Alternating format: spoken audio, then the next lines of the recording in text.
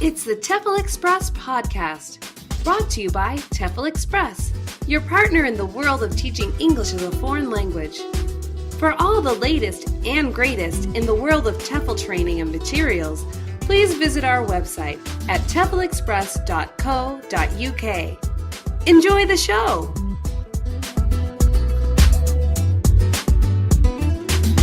Hi, this is the TEFLCast, and today I have a guest. Could you please introduce yourself? Hi, my name is Marijana Crnic, and I'm originally from Yugoslavia. Growing up in Yugoslavia, how common is it to learn English? Is it something that everybody does, or is it something that, a parent would go out of their way to have their young child enrolled in? How does it work? Well, when I was a kid, which obviously was a long time ago since Yugoslavia doesn't exist anymore, I think it was very common for people to study a different language, especially German, where I'm from, because my part used to be part of Austrian-Hungarian monarchy, so a lot of people have some German heritage or ancestry. Right. English would then be the second most common foreign language. Right. And then Russian, I would think. Or French. Right. Russian, maybe. So there's a few to choose from. Right. I think now, I think people learn Spanish more. Okay. And Italian. So I think English, it would still then be their first choice, but then now people learn 2 foreign languages instead of 1. Right. Okay. And why would that be? Why would Spanish and Italian now take more precedence over, say, German, for example? Or I think it's maybe because of the proximity of those 2 countries, and I think maybe because it's easier to study and more fun to go to Italy or Spain. That sounds like a fair enough reason.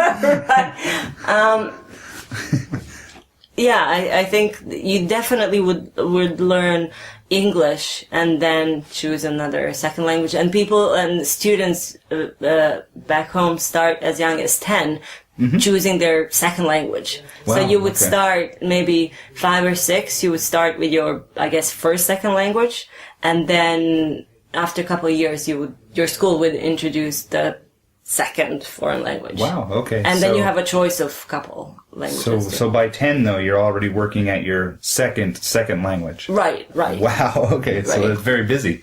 Well, yeah, but it's, I guess they just want kids to experience and learn more about different cultures and languages that are very close to our country. So.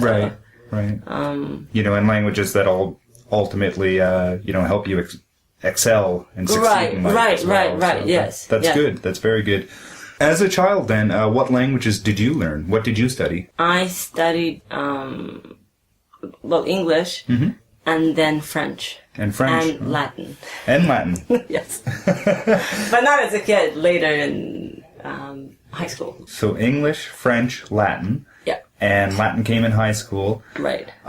What kind of lessons did you have for those? Did you have... For English? were they part of your regular school curriculum? Yeah. Or did you ever have extracurricular classes? For English, for me it was different because I studied English as a kind of like a bilingual kid because my mom, she used to live in England.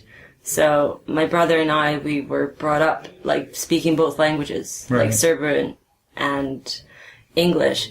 But a lot of kids nowadays, they go to a kindergarten that is English kindergarten. So you have your teachers speaking to you in English, right. but you're in Serbia. Or you can just go to a kindergarten and have an English lesson, but more like a fun English corner type of thing, where you sing and dance and do arts and crafts. Right. So not too intense at that sort of environment, just more so introducing you, getting you comfortable around English. Yeah, totally. From high school on, what did you study at that point, and How did you go about it? In Serbia or in Yugoslavia, it was the case, and I think it still is. So after you finish your primary school, your elementary school, you take a test, and then based on your test scores, you can choose to go to a number of high schools. The high schools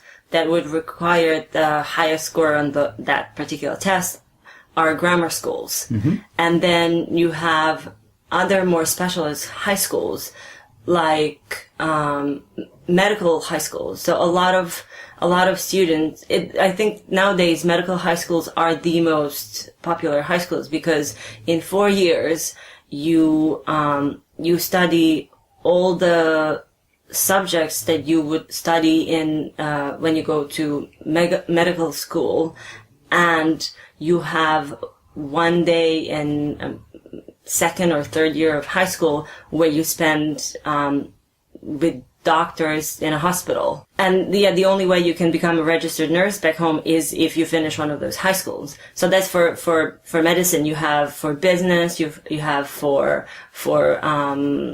some technical studies, and a number of other fields that I can't really think of at the moment. No. Oh yeah, if you want to do like some sort of interior design or any of that, you have different high schools with different programs that you can choose from. So the English program is essentially like catering to the potential job? Is that right? Like as far as like vocab and type of terminology? Right. So for example, if you're good at languages, you would definitely, like I did, I chose a grammar school, and then after the first year, you can choose either arts and humanities or sciences. Okay. The first year, it's the same for everybody, so they give you a year to see what your preferences are, and then you can choose. Mm-hmm. So I chose arts and humanities. So at that point, we had so the number of classes for Serbian and English was the same, and we had French 3 times a week and Latin twice a week. So the focus was on languages, and we had philosophy, logic, psychology, among other subjects. Whereas other people, if they choose sciences, they would have the same number of classes in maths, physics, chemistry, and astronomy, and that kind of classes.